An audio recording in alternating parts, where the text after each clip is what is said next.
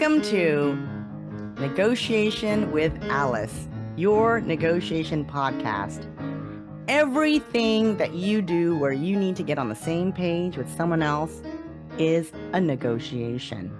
So whether you have to negotiate a contract with someone, or you simply need your boss to sign off on that program that you'd like to implement, or you want to figure out how to rebalance the chore structure in your home, or talk about what vacation you want to go on. All of these things are negotiations. So in my podcast, we go over both personal and professional conversations, which all are considered negotiation, and I will give you tips on how to come out ahead. Welcome to the show. Welcome, listeners, to another episode of Negotiation with Alice. I'm very happy to have Audrey Faust here today, and we're going to be talking about really some fun things for you all. Audrey, welcome. Thank you, Alice. Thanks for having me. I'm excited to be here. Tell us a little bit about who you work with, what it is that you do. So I am a business financial coach and a CFO. I work with small businesses around their money mindset and financial strategies to grow and scale their businesses. I throw money mindset in there because that affects everybody. I'm also a best-selling author of a book, She Grows Rich, and which is around personal finance. But I like to say the way we do one thing is usually how we do everything, right? Right. So working with businesses as well, they similar structures, similar challenges, and we just get to dive into both when we're working with the businesses and the personals, because ultimately your business is supporting your personal wealth and growing that. And where are you located, Audrey? I am what they call a snowbird. I live in Florida for the winters, Naples, Florida. And then I live in Pennsylvania outside of Philadelphia during the summers. And that's also where my kids grew up and I grew up. But I have graduated to getting to spend my winters in Florida. You get to escape that bitter cold, right? Yes. No more snow. Hallelujah. I know. I get that same feeling. So I'm excited today, Audrey, because we're going to be talking about mainly we're going to merge sort of the topic I love talking about, which is negotiation, and your favorite topic, which is talk about money mindsets and that sort of financial things, and talk about how can we each negotiate with ourselves when it comes to money, how we spend money, how we use money, how we get money, and that sort of thing. So I'd love to just sort of open it up for you, Audrey, to talk a little bit about that.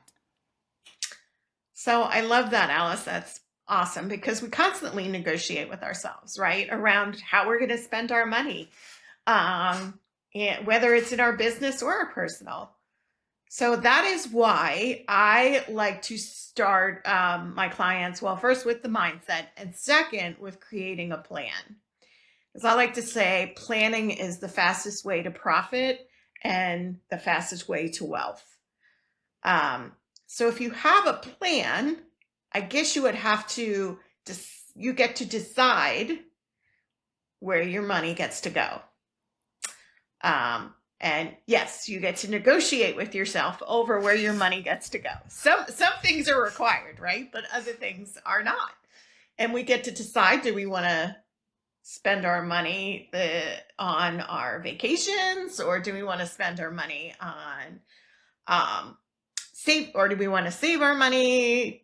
All the things we get to figure out. So it's interesting because you say plan, and in negotiations, one of the most important things is preparation. So that's what I'm hearing you say is, hey, Yeah. You got to prepare. And in order to Absolutely. prepare, you have to have a plan, right? Would you also say, Audrey, that plan is like your roadmap so that you know sort of the direction you're going in so that you don't veer off course? 100%. It is a roadmap, but I call it a blueprint, but you also get to change that blueprint if you decide or negotiate with yourself on how you want to spend your money. So rather than having something called like a budget, which I don't really like that word. It's very constrictive. The blueprint or the plan, you get to adjust it to fit into the lifestyle you want to live and the business you want to create. So I want to ask you, Audrey, whenever people negotiate with themselves and they're trying to put the plan together, like what is your advice in terms of, someone might be the kind of person who likes to enjoy their lives. So they have a tendency to like spend it all like, oh, let's go do all these fun things.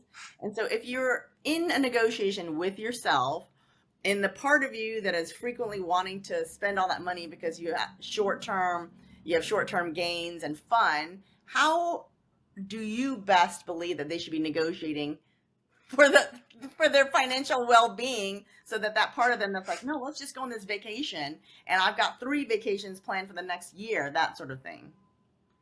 That's a great question, Alice. So again, I'm going to revert back to the blueprint, right? So in my book, She Grows Rich, I show you how to create a personal blueprint. And what I do, which is a little bit different from others, is, well, some others, is I build in save first and spend what's left over. So that's where you get your bucket of money to go on vacations, buy the things you want, and all of that. And you don't overspend on that.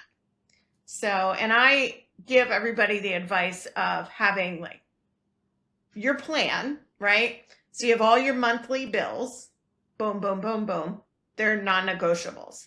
Then you have your savings, which whatever you can put in there. I usually like to try to start with 10%, but if you're starting with $50, this is the first time you're saving, that's okay too, per month. And then the rest of it is put in this spending bucket. So that's what you get to spend. And then you don't get veered off. So that bucket consists of like your groceries, your entertainment, your gas, your like all the things.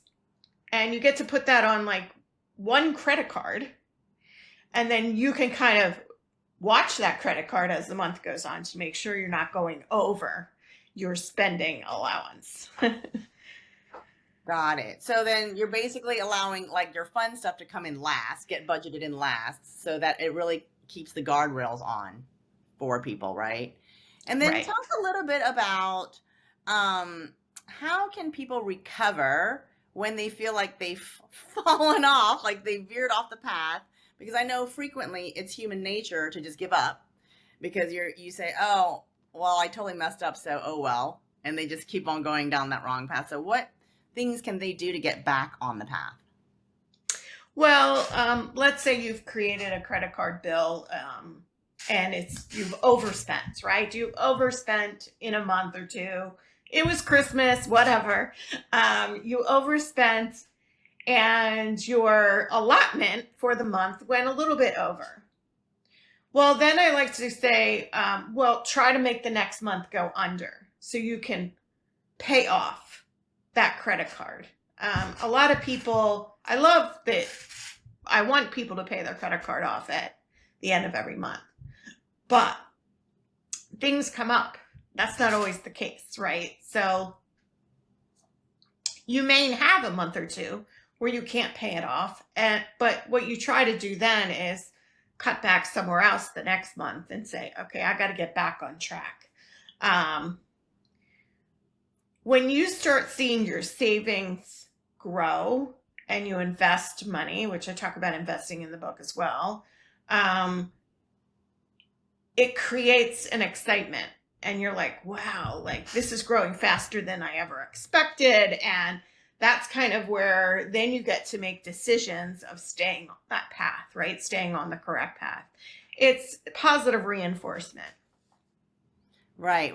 Excellent. And also I think it's good to not like pile on like the shame, right? If you mess up, I always like to say, hey, tomorrow is brand new. You can start again. So I think that you shouldn't punish yourself if you've made the mistake. Let's say you went out and bought this higher ticket item when it wasn't in the budget, instead of just saying, oh, well, it's all messed up now, just to say tomorrow it's new. I can like sort of course correct tomorrow and give yourself a fresh start, because otherwise you'll just go down this like bad path, right? Yes. And there are tons of ways you can make extra money, right? Some people forget about that. If you're in a full-time job, you can do a side hustle. If you're a business owner, you can, make more money. It's a lot easier for a business owner to make more money in a given month, to course correct what they did in the previous month. However, somebody that has a job, they're like, oh, well, I'm stuck. I have this salary. Well, that's not necessarily true. There are a lot of things you can do.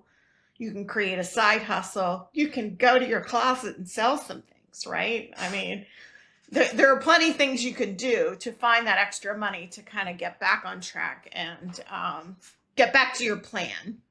Yep. You can even become like the middleman when you're selling something. Buy something cheap and then sell it more expensive somewhere else, right? Absolutely. My husband does that all the time. That's awesome. And the other thing too, I feel like there's always, yes, there is the making money, but I also like to talk about when you negotiate, you can always negotiate better deals. So you're spending less money. You can negotiate down your credit card debt. You can negotiate your interest rates down, right? All of these things are negotiable. And overall, especially if you negotiate your interest rate down, that will save you a lot of money, because it's a lot of your money is going out the door to pay your credit card interest if you're having, some debt accrued on the credit card.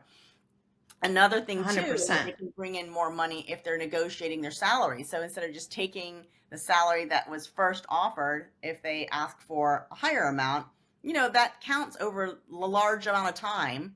It's talking of a lot more money. 100%. Yes. Yeah. I mean, you can negotiate anything, right? You can call up and negotiate any bill. You can, I like to do a little exercise I call plug the leaks, which go through your credit card and see if there's any subscriptions that you didn't realize you were paying for and you haven't taken the 5 minutes to call up and cancel, and that you're not using. Like, there are a lot of little things like that sometimes you don't realize add up, and it will help you in the long run and free up more of your plan. Exactly. I know. I need to do that. I have too many subscriptions. I'm not really sure that I know what they all are. So that's definitely a good exercise. I think so. So what other things do you feel like people should be doing when they are negotiating with themselves? What other issues do you see crop up in people's mindsets where they have to negotiate against themselves? Well, you mentioned earlier, a lot comes up around shame, right? Like, I shouldn't buy this, coffee, at Starbucks, or I shouldn't.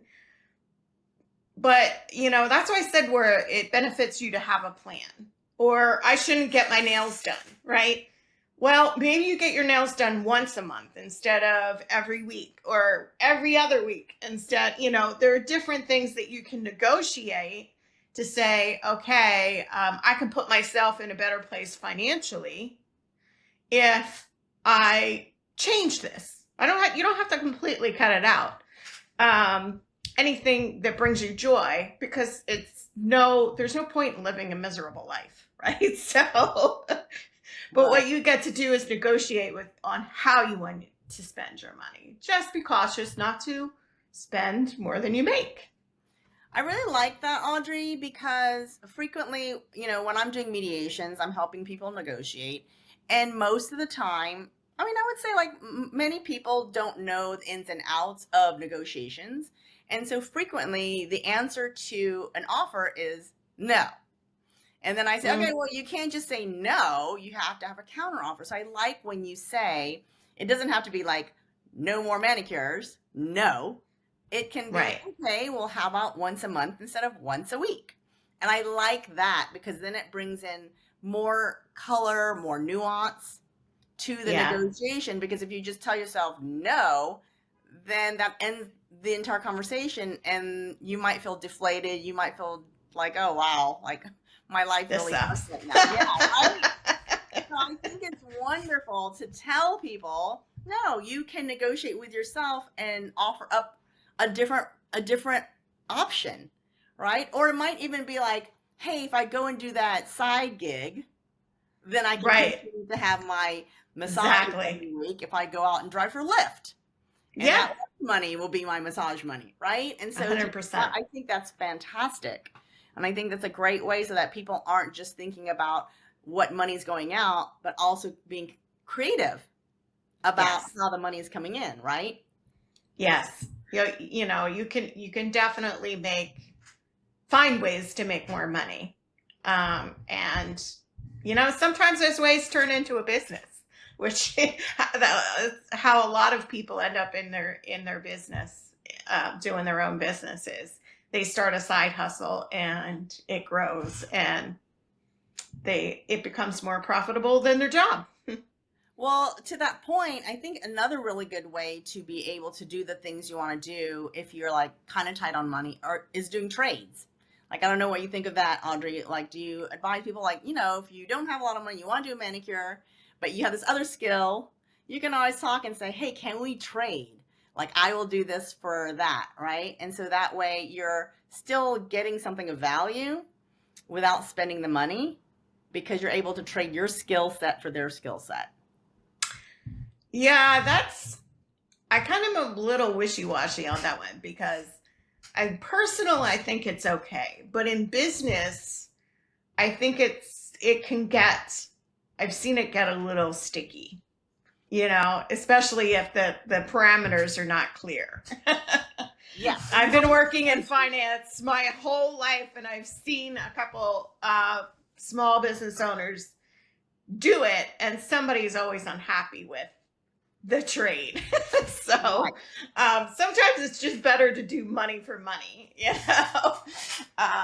and then everybody's happy and everybody gets that. So, or I think it's also being clear in what people 1 hour of someone's time, 1 hour of a lawyer's time is not the same as 1 hour of a manicurist's time, right? Exactly. So maybe just being clear on my hourly is X, Y, and Z, and so trading on the values.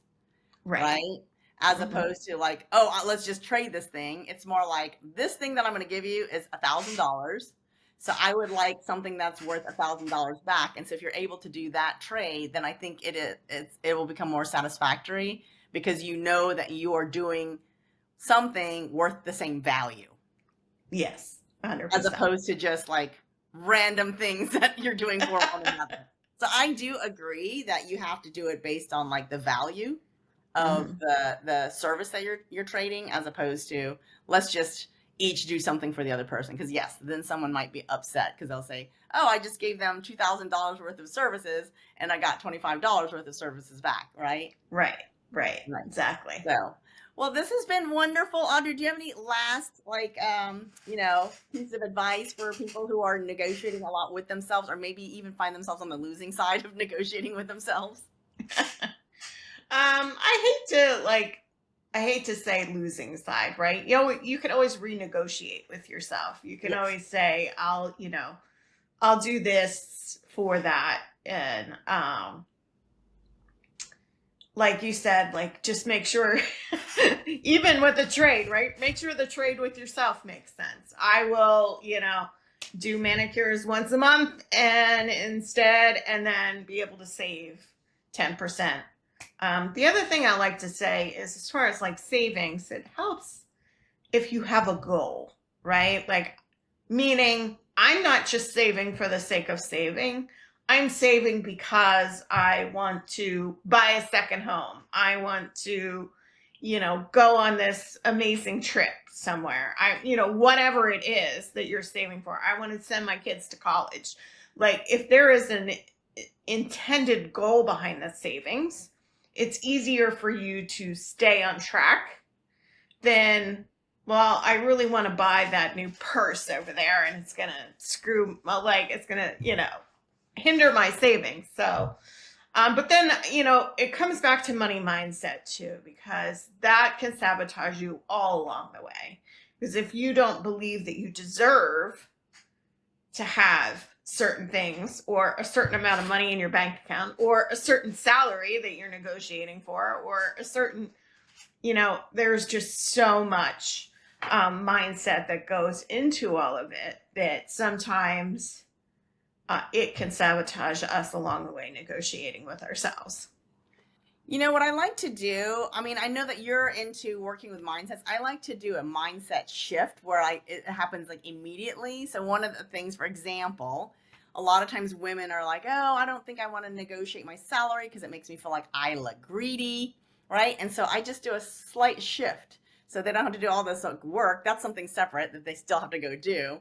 But I usually tell them, if you don't negotiate, it's not that you don't look greedy, you look incompetent at negotiating. If you can't even negotiate for your own salary, the company's going to be like, did we hire the right person? Because if she can't even negotiate for herself, she probably can't even negotiate for the company if we need her to go out and negotiate. So then the last thing that people want to do is look incompetent. So once I sort of reframe it that way, usually people have like a different viewpoint and they think, oh, Alice told me I better negotiate, otherwise the company is going to think I'm incompetent. So sometimes a quick reframing of an existing situation helps like set them on the right, like a closer to the right mindset without changing the mindset. You're just asking them to look at a specific scenario slightly differently. Yeah. Yeah, but it'll keep creeping up again and again if you don't. You bring up one of the things I talk about is a lot of some of the mindset beliefs we bring up from our childhood. And if we heard something to that person's belief, they probably heard rich people are greedy. And they then in turn think, well, if I get the salary, I could be rich and then in turn be greedy. And I don't want to be that. But so that's like a whole mindset that I work on with my clients that we have to reframe. But you also make another amazing point. I'm all about women's empowerment, and I work with mainly women. And women do not negotiate their salary. That's just a fact, I'm sure. And it's, men will, and that's one of the reasons men get paid more. Yeah. Is because they ask for raises. They negotiate their salary. They, do all those things. And, and it's not our fault. We were like programmed at young, like, that's not something we should do as women. Like, because women weren't supposed to have money. We weren't supposed to be empowered. And now we are. So there's a whole set of rules that we got to overcome. So we then can start being paid what we're worth. Yeah, there's been some studies that said that over the course of the career, men make like $750,000 more than women because of the fact that they negotiate. And then even if you just negotiate your very first job, if a man and a woman each keep their own jobs for 20 years, just the fact that he's starting at a higher amount, you do your 5% raises, he's always going to outpace her. Right? Absolutely. Because it's based on what you're currently getting. So so it's definitely something that I feel like we need to work on sort of collectively so that we are much more confident and feel like that it's natural for women to negotiate, that it's okay for women to negotiate. One of the things I love to tell people, Audrey, is practicing. Right? And people tell me, well, I don't want to go ask for the extra shot of espresso because I can afford it. I can pay for it. It's $1 extra. But this is, for me, the point is it's about practice. It's not about that you want it. It's practicing. So I think when you practice, you can also practice with yourself and think, okay, if I can't get that thing that I want and I need to save for it, but I have to give something up, what should I give up, or what am I willing to? And practice coming up with those different counter offers to yourself, right? Like if you can't go get the manicure and you were talking about, making it a longer time period, or maybe going to someone who's cheaper, or whatever it is, right, to like practice coming up with creative solutions. I think that's critical. 100%. Yes. Or, right, negotiate your credit card interest rate. Start there. Exactly. And you know what's funny that you say that, Audrey, because I had a snafu with a credit card, and it wasn't about the money, but it was about the points. And so because I'm a negotiator, I was like, I'm going to try to negotiate the points back, because I opened up a second card under the same company, but I needed the points to be on the second card, and they messed up some stuff. So I ended up going on another card. So I said, can you move those points? I said, I'm not asking you to do anything, but just move the points over to the other card. And so initially they said no. And then I pushed, and then they pushed me to a manager. She said, well, my manager's going to tell you the same thing. Why do you want to talk to her? And I said, I still want to talk to her. So then she pushed me to the manager, and the manager still couldn't help me. But here's what, this is still pending. But what she did do is she escalated my ticket to the marketing side, because they've got some budget. And we also know that at a credit card company, if you're exiting, if you're quitting, they're going to push you to the cancellation department. Right. And they also have budget to say, hey, Right. we have these fancy offers if you stay on, or we can lower your credit score if you stay. So different departments have different amount of like give based on their budgets. So if you keep pushing, when you call your credit card company, don't give up after the first no.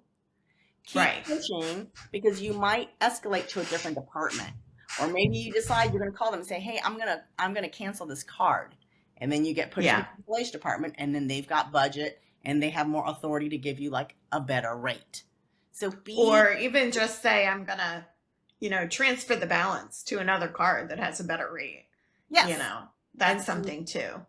And you know what that is, Audrey? That's leverage. That's creating leverage, because you open it up somewhere else. You tell them, because if you don't have another credit card, you don't have much leverage. But the minute you open another card and say, by the way, I am going to transfer everything if you don't lower now you have leverage. So that's definitely like a really great way to negotiate, is by creating leverage for yourself so that you can get more. Same thing with a job. You can have another job lined up.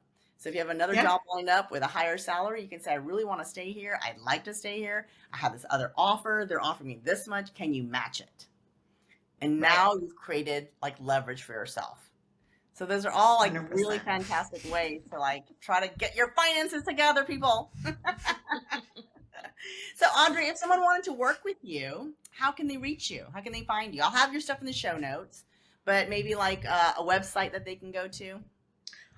Audrey Faust Consulting is my website. I have some free resources on there for you.